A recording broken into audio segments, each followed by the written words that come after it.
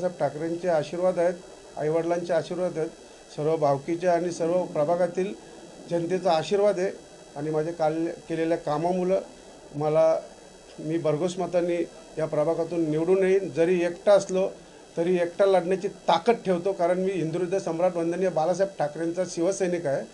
कारण आपण बघितलं तर या प्रभागामध्ये 36,000 वोटिंग आहे आणि 36,000 वोटिंगच्या प्रभागामध्ये निवडणूक लढवणं एकट्याला म्हणजे एक खूप मोठं अवघड, माझ्यासाठी तर अवघड नाही आहे, कारण मी हिंदुहृदय सम्राट वंदनीय बाळासाहेब ठाकरे आणि महाकालीचा भक्त आहे। त्याच्यामुळे माझ्यासाठी अवघड ना, मी लढेन आणि सर्वांना पुरून वडेन। बाकी जय पराजय हा आई महाकालीच्या हातात आहे। तरी मी पुन्हा एकदा नागरिकांना तरी जल्लोषनी पब्लिक तुमच्या सोबत होती, पाठिंबा होते आज, तरी तुम्ही याच्यामध्ये आज तरी पण जल्लोष मध्ये तुम्ही रॅली एवढी भारी काढली, तर तुम्ही काय बोलणार?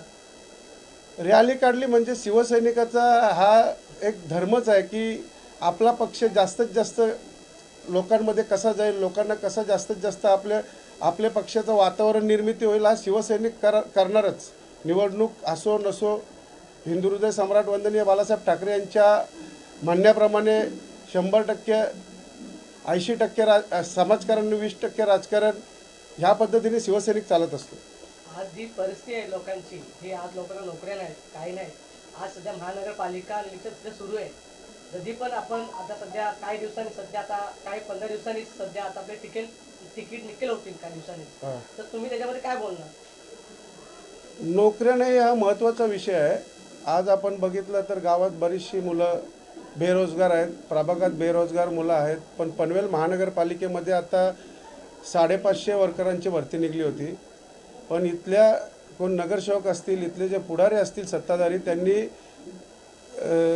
देणगी स्वरूपात काही पैसे घेऊन बाहेरची मुलं कामाला लावली। त्यांनी आपल्या प्रभागातील किंवा आपल्या गावातील मुलांना लावण्याचं धाडस दाखवलं नाही। जर मी नगरसेवक झालो, मी जास्तीत जास्त प्रभागातील आणि गावातील मुलं कामाला लावण्याचं धाडस दाखवेन।